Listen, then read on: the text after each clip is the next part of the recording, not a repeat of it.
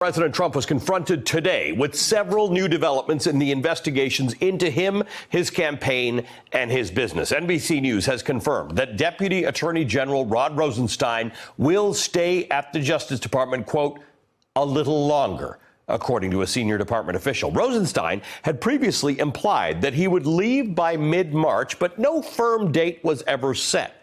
After consulting with the new Attorney General, William Barr, he'll now stay in his position a bit longer. Asked whether the delay in Rosenstein's departure means that Robert Mueller is still not ready to deliver his report to the department, the senior official declined to comment to NBC News. But according to a new report from CNN, Rosenstein apparently wants to stick around so that he can be, quote, the heat shield if there's fallout from the Mueller report. Now, this comes on the heels of House Intelligence Committee Chairman Adam Schiff pledging to investigate whether the president or anyone around him is currently under the influence of a foreign government. Schiff tells NBC News, quote, it's very much an open question whether this is something the special counsel has looked at. Schiff adds, quote, if the president has been successful in chilling the DOJ from looking at his finances, then the Congress needs to do it. Any way in which the president or those around him might be compromised by a foreign hostile power is front and center in our probe, end quote. And today, we're learning new details about the scope of Robert Mueller's investigation into Michael Cohen. Hundreds of pages of court documents in the Cohen case were unsealed today, giving us a rare look at the investigation's earliest phase. The records were heavily redacted. More than 150 pages were fully blacked out after a judge ruled to keep details of ongoing investigations sealed, mostly because they were related to the ongoing investigation of the Trump Organization. Take a look at some of these redactions. Arguably the most intriguing, the bulk of a section titled The Illegal Campaign Contribution Scheme.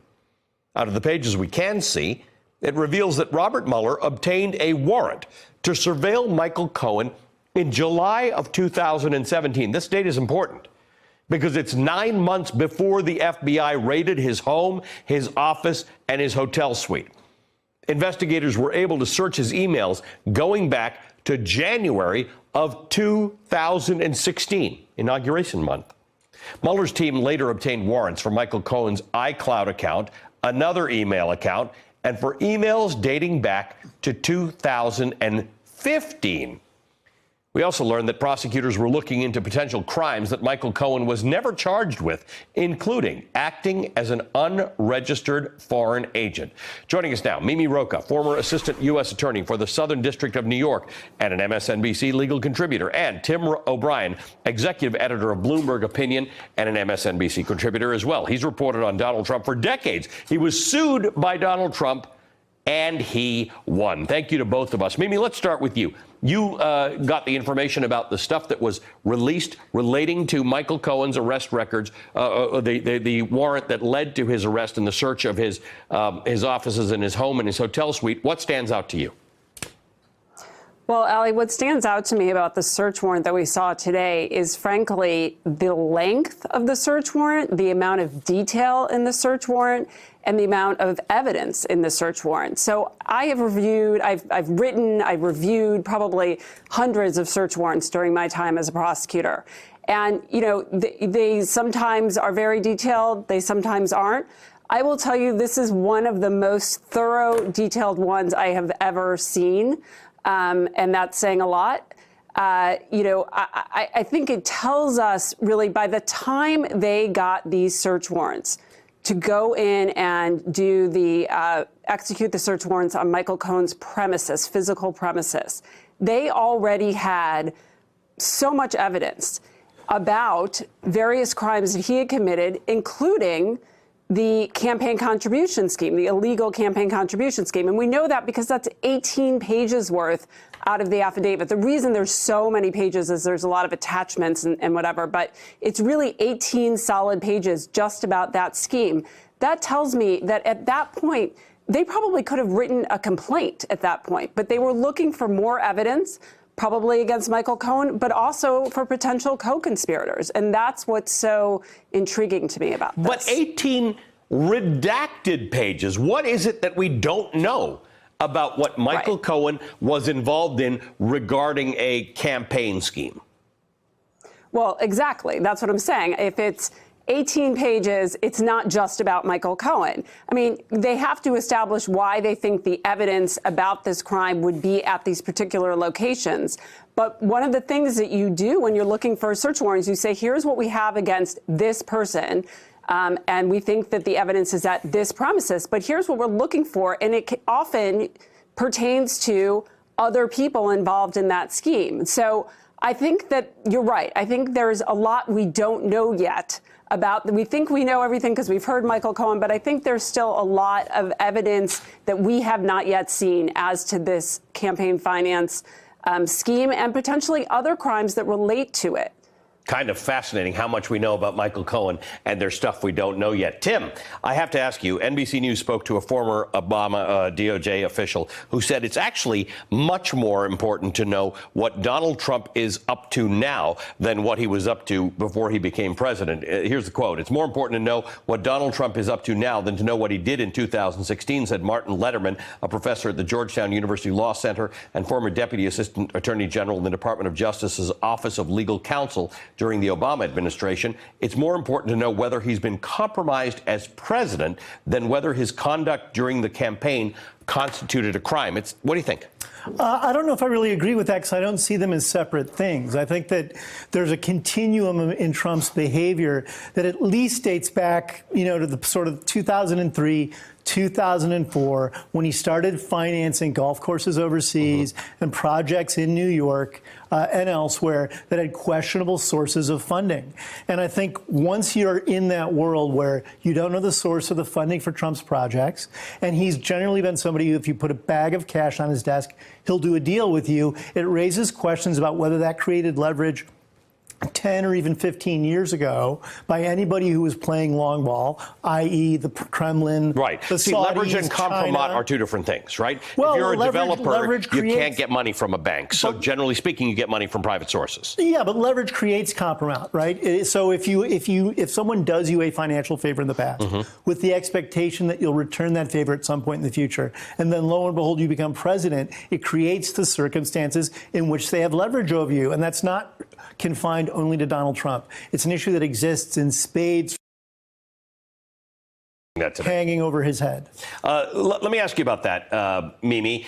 Is there a distinction in your mind between the things Donald Trump may have done, potentially illegally, to get elected, including the payments to these two women who claim to have affairs with him, and the things he may have done as president? Because investigations may be looking at both. Yeah, no, I agree with Tim. I think it's hard to separate them into a before and after. I mean, absolutely, it matters whether at this moment Trump is making decisions based on national interest or based on his own financial interest or, personal security because of some kind of compromise. But I don't think you can separate that from financial entanglements that he may have had or entered into before or during the campaign. I think it's and that's how investigators approach things. You're gonna look backwards to figure out what is going on now. You're gonna look historically, follow the money backwards. I'm going to be talking to Ari Melber in the next block about his interview with Preet Bharara, the former U.S. Attorney for the Southern District of New York, where you worked, Mimi. I want to play to you something he said about Rod Rosenstein sticking around to be the so-called heat shield. Let's listen. Rod Rosenstein, who is the Deputy Attorney General, who has been overseeing a lot of this, I heard a report just before coming on set that he's planning to stick around for a while longer. That may not mean anything, but to me it indicates that we could be spending a little bit more time waiting. I don't know if you worked with Preet, but what do you think that means? I did work with Preet and I worked for Preet in his two different incarnations. Look, I think, Preet is looking at, there's so many different signs here. I mean, the idea that Rod Rosenstein is staying around makes us think this could be going on longer. The idea the other night that we heard that Andrew Weissman was leaving makes us think that this could be wrapping up. We're all trying to look at sort of what prosecutors would call circumstantial evidence and figure out what's behind it. Rosenstein, is he staying a month or is he staying a year? I think the more interesting part about Rosenstein staying is this idea that he's staying to be, as you said, a heat shield is the report that of his reasoning for staying. Well, that makes you think that whenever we do get, sort of the Mueller report or the Barr report or final indictments or whatever is going to come, that they're going to be something that is, going to make Donald Trump's head explode. Right. And that Rosenstein should be the one, sticking around to absorb some of that blow. I don't know why you do that. I have to tell you. Intriguing. This is a guy who's been thrown under the bus by everybody. What do you make of this heat shield business? I got to tell you, if anything goes down with anything around me, I'm not sticking around to be the heat shield. It sure seemed after the reporting came out that Rosenstein had contemplated tape recording the president, just as Preet Bharara had. In my mind, for good reason, because Donald Trump has weaponized lying. Yep. And if you're a prosecutor, how do you deal with that? Nonetheless, in the environment that existed after that happened, Rosenstein just seemed like a crash test dummy. You wondered how much longer you could take a beating after beating in the press. So he seemed like he had a foot out the door at least. Whitaker was in there at that time. Whitaker has since left. To me, this suggests that you are coming down to the wire, that he's anticipating a report's about to be filed, and that he needs to be there to insulate the team and insulate Mueller from what is probably going to be a mud fight between the Justice Department and Congress. Mimi, your sense of what a heat shield is in that position? Yeah, look, Rod Rosenstein, definitely has taken a lot of criticism, but at the end of the day, he's a patriot, I think. And I think he's someone who believes in the integrity of the Department of Justice and the rule of law. And I think a heat shield probably means trying to protect that independence from what they might fear as further political encroachment in trying to interfere with whatever results are going to come out of the Mueller investigation.